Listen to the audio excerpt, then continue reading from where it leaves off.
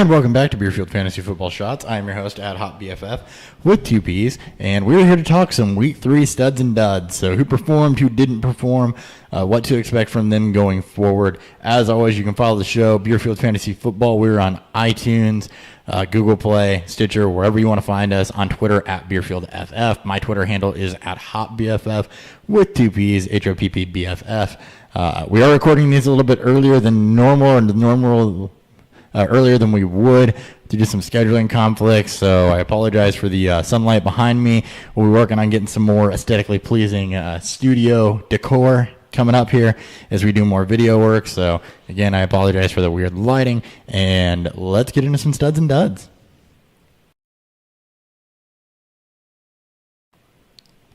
All right, first stud, starting at quarterback. It was a week of great quarterback performances, but I want to highlight one of the unexpecteds. So you had Bortles do a Bortles game. You had Tom Brady really go off. But the guy I want to talk about is Jared Goff. Jared Goff, 22-28, 292, 3 touchdowns. So for Jared Goff, since the season started, you've had no real dud games. You've had a game like this where you've had a couple games where he's performed against bad defenses. You had another game where he was passable. So Jared Goff, I think at this point, is definitely a high-end streamer unless he's got a really good matchup. He's taken to Sean McVay's offense. He's spreading the ball out. He finally figured out how to throw a ball to Sammy Watkins. So Jared Goff, on a week-to-week basis, be looking at him as a streamer because he is definitely taking the next step, and it's really, really good to see that it doesn't look like this kid's going to be a bust. For running back, we're going to talk about Chris Thompson some more. So we talked about him on the podcast that released earlier today, and we talked about him last week. I'm sure he's been in the waiver shows with Dan. I know Nick's talked about him. He was 8 for 38 on the ground, but 6 for 150 and a touchdown through the air. So for a guy that was drafted late, relatively undrafted, could be out on waiver wires, you need to go pick him up. He's got a safe floor like some of the other receiving backs, Theo Riddick, CJ Prosise, Tariq Cohen, Tevin Coleman, those types of guys. But he's also got some upside, and he's about the only thing in this Redskins offense that is working. So I'd expect to see him continue to kick. That is Chris Thompson, this week's running back stud.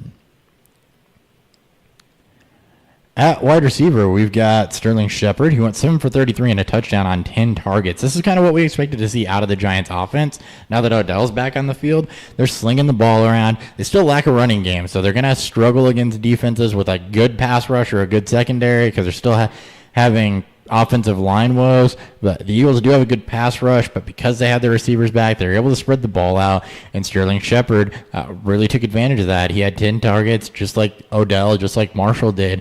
Caught 7 of them for 133 yards. It's a decent performance, so Sterling Shepard's out there. He's definitely worthy of a wide receiver 3 or flex consideration on a week-to-week basis. It's the second time in 3 games you've really seen him utilized and really seen him put in work, so that's the type of player that you want.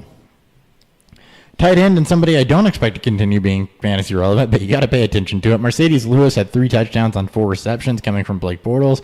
He had 0 points before going into this contest. So this, to me, is going to be an outlier. I wouldn't, go out and pick him up or bank on him for much anything, but good performance. Wanted to acknowledge that. And for defense, the defensive top shelf performer this week, as we use the top shelf in verbology. I just made up a word because I couldn't think of the word I wanted to say. But anyway, the defensive stud this week is actually the Panthers offense. Saints defense. Sorry. They put up 16 points against Cam Newton and the Panthers, who had a really, really good matchup and just completely puked all over themselves. 3 interceptions. The only guy that was really worth a damn was Christian McCaffrey. So, Panthers offense, good job on being the best. Saints defense, good job on being the best defense. And for duds, the aforementioned Cameron Newton is my quarterback dud. 3 interceptions, 1 rush touchdown, 176 yards. At this point, he's pretty much a low-end streamer. You can't rely on him to start and give you numbers every week. This is kind of his 3rd straight so-so game, mediocre. So he's a matchup-dependent streamer in this case. I don't think that he's a consistent top 12 quarterback. I harped on it leading into the season, and he's done nothing to prove me wrong so far. So if you're a Cam Newton owner, I'd be looking matchups, be looking to stream, be looking elsewhere. Running back dud is Jay Ajayi. He put up 1.8 yards per carry and 11 for 16 rushing. So very, very inefficient day. He was dealing with a knee injury. I do think that hampered him. He had to come off once because of it. It was against the Jets defense, so you thought that this should be a good matchup. The entire Dolphins offense underperformed in general, but Jay Ajayi, not a good week, so be looking for him to bounce back next week. Wide receiver, who's definitely leaving some people feeling hungover this morning, Amari Cooper, 1 reception for 6 yards. Crabtree did leave with an injury also, so you would have expected the work to go to Cooper, but the Redskins defense kept this Oakland offense in check, and Amari Cooper, he put up a dud, and that's a little bit concerning because this is a guy that for the last 3 years has been pegged as this big fantasy breakout receiver, and he really dudded against the Washington defense that tends to bend a little bit, and he didn't give us much. So hopefully it's just a bad game. Hopefully he backs out. You're obviously not running out to sell him or trade him or anything. You may want to try to trade for him if you can after a week like this. You might get a little bit of a discount there, but yeah, just not a good week for him. But you see bad weeks all the time with top players, so nothing to be too concerned about. For tight ends, my duds are all of them. Literally every tight end in the league, unless you're named Graham, Gronk, or Ertz. But really, Jack Doyle is the one that I want to single out. He looked at some reports, Jacoby Brissett. He was 8 receptions for 90-some-odd yards. Looked like he'd be that safe type. Looked like he'd be that safe type coming into the season. And he put up a 1-reception day. So made us look bad because we were recommending him to people against Cleveland, who's a really, really poor tight end defense, and it never materialized. And speaking of defenses, my defensive dud this week is going to be the Seattle Seahawks up against Tennessee. They were negative against an offense that's, they like to run the ball, but it was just kind of okay.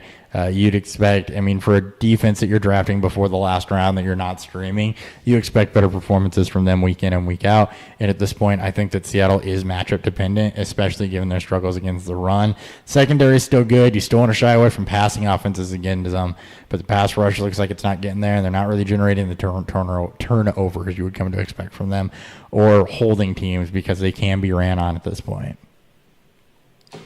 That's all I got for studs and duds. Dan will be with you tomorrow for waiver wire pickups. He'll also have a relatively lengthy news segment as these are releasing early.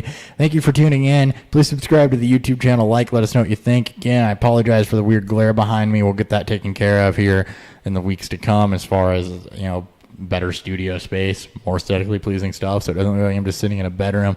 I am your host at Hot BFF. Please subscribe to the show at Beerfield Fantasy Football on iTunes, Google Play, Stitcher. Give it a listen. Our week 3 review episode posted Monday. We record those on Sunday nights, so everything's fresh. Be sure to check that out. And otherwise, Dan will talk at you all tomorrow. See ya.